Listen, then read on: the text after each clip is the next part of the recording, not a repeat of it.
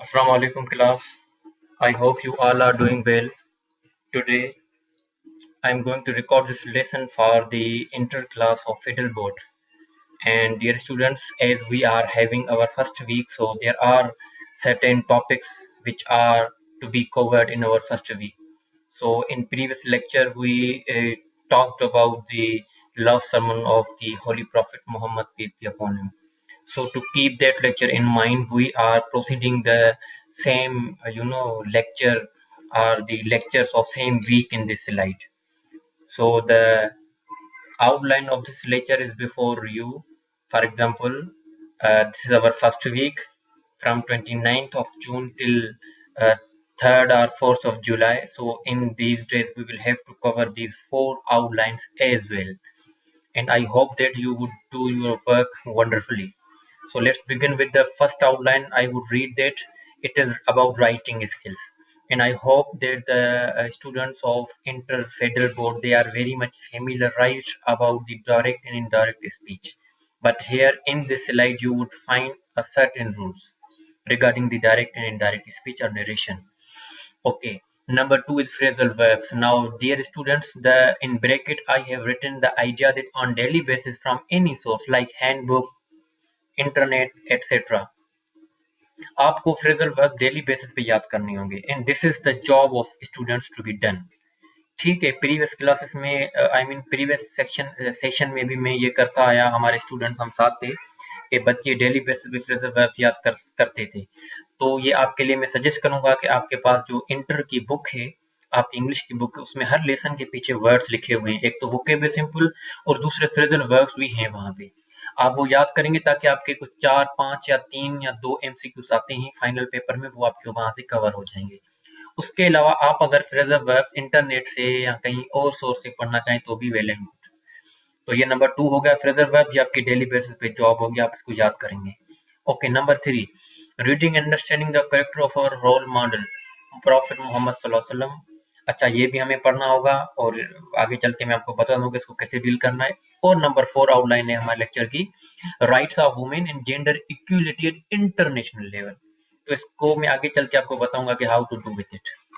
So Bismillahirrahmanirrahim, let's begin with our first slide about direct and indirect speech.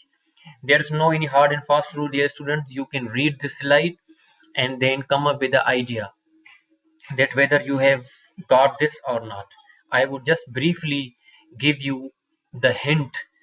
I'm just making a path for you and you are the people who would run on that path. Understand? Good. So direct and indirect speech, first I would read direct speech. The meaning, the message of the speaker is conveyed or reported in his own actual words without any change. Okay. And indirect speech is the message of the speaker is conveyed or reported in our own words. Example is given below. Radha said I am very busy now, ये राधा ने कहा, और ये जो bracket में word है ये राधा के थे, बट इनडायरेक्ट में क्या होगा? Sorry, Radha said that she was very busy then. Okay, अब नीचे 5 रूल्स हैं, देखें। All inverted commas or quotation marks are omitted and the sentence ends with a full stop. Okay, conjunction that is added before the indirect statement. The pronoun I is changed to she. The pronoun is changed in person. The verb am is changed to was. Present tense is changed to past, and then Adam now is changed into then. Clear? Now this reading task. यहाँ पे simple मेरे सामने ये क्या है, ये rule लिखे हुए हैं, नेरेशन के कुछ रूल्स हैं, तो ये आप पढ़ेंगे। रीडिंग टास्क है ये आपका, ठीक है। उसके अलावा रीडिंग टास्क नंबर 2 है ये आपका, आप इसको पढ़ेंगे। This is also for you reading task, ये भी रीडिंग के लिए। Sorry to disturb, reading task number 2, yes, यहाँ पे भी सिंपल रूल है जो आप करेंगे। Now we will just yes, reading task number 2 is complete. You would also find the rules about narration. यहाँ पे प्रेजेंट कंटिन्यूस टेंस से प्रेजेंट परफेक्ट टेंस कैसे चेंज होगा और लास्ट में प्रेजेंट परफेक्ट चेंज कैसे होगा पास्ट परफेक्ट में, ये आप पढ़ेंगे and this is very easy. उसके अलावा जो नंबर हमारी नंबर 2 आउटलाइन थी, नंबर 2 वो थे phrasal verbs. Dear phrasal verbs वैसे तो बहुत कम यूज होते हैं लैंग्वेज में, लेकिन ये लैंग्वेज करने के बाद हमारी लैंग्वेज जो होती है इंग्लिश, वो बड़ी खूबसूरत हो जाती है। तो आइए जरा तो डियर स्टूडेंट्स, मैं ये कह रहा था कि फ्रेजल वर्ब से हमारी लैंग्वेज बड़ी खूबसूरत हो जाती है। तो ये कुछ फ्रेजल वर्ब्स आपके सामने हैं, हम देखेंगे कि इनकी मीनिंग वगैरह भी लिखी हुई है कि जिस वर्ब के पीछे भी एडवर्ब या प्रीपोजिशन आ जाता है तो हम उसको उसकी मीनिंग तो चेंज हो जाती है डेफिनेटली, और हम उसको एज अ फ्रेजल वर्ब के तौर पे जाने पहचानते हैं। तो ये मत ऊपर 1 2 3 4 5 ये जो 5 एग्जाम्पल लिखी हुई है, सबसे पहला हम पढ़ेंगे she had always looked down on me. अब नीचे देखें, for instance in the first example the phrasal verb to look down on someone doesn't mean that you are looking down from a higher place at someone who is below you. It means that you think that you are better than someone. तो आप देखेंगे कि looked down on me जिसे ऊपर से नीचे कोई देख रहा है, लेकिन इसकी मीनिंग ये नहीं हुई, इसकी मीनिंग ये हुई कि आप किसी और से अच्छे हैं, you are better than someone. तो ये क्या है, ये है फ्रेजल वर्ब की मीनिंग।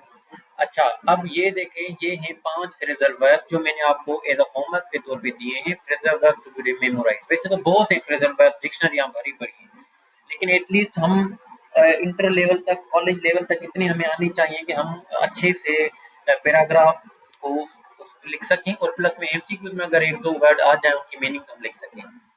ठीक है। अच्छा, लास्ट में हम देखें तो डियर, यहाँ पे एक होम टास्क मैंने दिया आप लोगों को, वो ये है कि you can work on these topics at your home, there is no limit of time, but when you finish them kindly let me know, we will talk on them. हम कैसे डिस्कस करेंगे, ये अब आप पे डिपेंड करता है। Zoom पे मेरा अकाउंट बना हुआ है, जूम आईडी पे हम मीटिंग कर सकते हैं इंशाल्लाह ऑनलाइन। अगर हालात सही नहीं रहते और आगे इदारे बंद रहते तो हम ऑनलाइन पे टच में रहेंगे। फिर हम आप अभी से क्या करेंगे, आप इंटरनेट के थ्रू और अपने टेक्स्ट बुक के थ्रू नबी सल्लल्लाहु अलैहि वसल्लम के वो एक रोल मॉडल थे, उनके बारे में आप स्टडी करेंगे। जब आप नबी सल्लल्लाहु अलैहि वसल्लम के बारे में स्टडी करेंगे तो आपको पता लग गया कि हमारे नबी सल्लल्लाहु अलैहि वसल्लम, हज़रत मोहम्मद सल्लल्लाहु अलैहि वसल्लम, वो जो एक मिलिट्री स्ट्रेटजिस्ट थे, उनको पता था कि जंगें कैसे लड़ी जाती हैं, जंगों में क्या पोजीशन होनी चाहिए। उनके अलावा नबी सल्लल्लाहु अलैहि वसल्लम एक बड़े एजुकेशनिस्ट थे, वो बड़े उस्ताद थे। कहते थे ना कि जो नबियों का पेशा था टीचिंग, तो नबी सल्लल्लाहु अलैहि वसल्लम बड़े टीचर थे। उस ज़माने में उनके बड़ी मिसाल मिलते हैं हमें। ये तो एक टास्क होगा कि आप नबी सल्लल्लाहु अलैहि वसल्लम को रोल मॉडल पढ़ेंगे, उनके पर्सनैलिटी के बारे में पढ़ेंगे। अच्छा, नंबर 4 में हम देखेंगे, वो ये है, ये भी हमारे ब्रेकअप में टॉपिक मौजूद है कि उन लोगों ने हमें दिया है कि बच्चों को ये पढ़ना है, फेडरल वालों ने ये डिज़ाइन किया हुआ है, तो हम उसमें पढ़ेंगे राइट्स ऑफ वुमेन। सबको पता है औरतों के हक क्या हैं, हमारे इस्लाम में बड़ी औरतों की सेफ गार्ड के हवाले से बात की गई है, इक्वलिटी के बारे में बात की गई है। उसके अलावा यूरोप में आप देखेंगे 17वीं सेंचुरी से बड़े मूवमेंट आ चुके हैं जिनको फेमिनिज्म के हवाले से हम जानते हैं। फिर उसमें वेव्स आई थी 1 2 3, फिर उसमें टाइप्स आते हैं फेमिनिज्म के, राइट्स ऑफ वुमेन में से अंदर हम डीप में जाएंगे जिसमें आपका लिबरल फेमिनिज्म है, रेडिकल फेमिनिज्म है, तो बहुत सारे कलर के साइकोलॉजी के हवाले से भी हम उस पर बात करेंगे। बहरहाल, एक तो हो गया आपका ये women rights and gender equality. अच्छा, जेंडर का जो कॉन्सेप्ट है वो भी थोड़ा ट्रिकी है। जेंडर जो होते हैं वो होते हैं सोशल स्टेटस। ठीक है, बायोलॉजिकली हम देखेंगे तो वो है मस्कुलाइन। कहते हैं ना कि बायोलॉजिकल सेक्स क्या होते हैं, कहते हैं हम, उस पे लिखा होता है कि मेल फीमेल, लेकिन जब हम जेंडर की बात करेंगे तो वहाँ कौन से टर्म यूज होंगे, मैस्कुलाइन एंड फेमिनाइन। तो बहरहाल, जब आप लोग जेंडर के बारे में पढ़ें इंटरनेशनल और ह्यूमन राइट्स के बारे में, किस लेवल तक, इंटरनेशनल लेवल तक, इंटरनेशनली क्या हो रहा है उनके साथ। अच्छा, तो आप क्या करेंगे, अभी इन दोनों टॉपिक्स को पढ़ें, ये बड़े जबरदस्त टॉपिक्स हैं, स्लोली ग्रेजुअली आप इसको पढ़ें। जब फिनिश कर दें तो मुझे ब्रीफली जेंडर के बारे में एक पैराग्राफ लिख के बताएं कि आपकी नज़र में व्हाट इज जेंडर। ठीक है, आपकी नज़र में जेंडर क्या है, और नबी सल्लल्लाहु अलैहि वसल्लम के रोल मॉडल हैं वो, उनके बारे में आप मुझे एक पैराग्राफ लिख के सेंड करेंगे। मेरी ईमेल आपके पास है, तो इंशाल्लाह we would discuss on them. And मैं यहाँ पे अपनी ईमेल फिर से लिख रहा हूँ, ये है Anglican Irfan 1234@gmail.com. So I wish you a very good luck and thank you very much.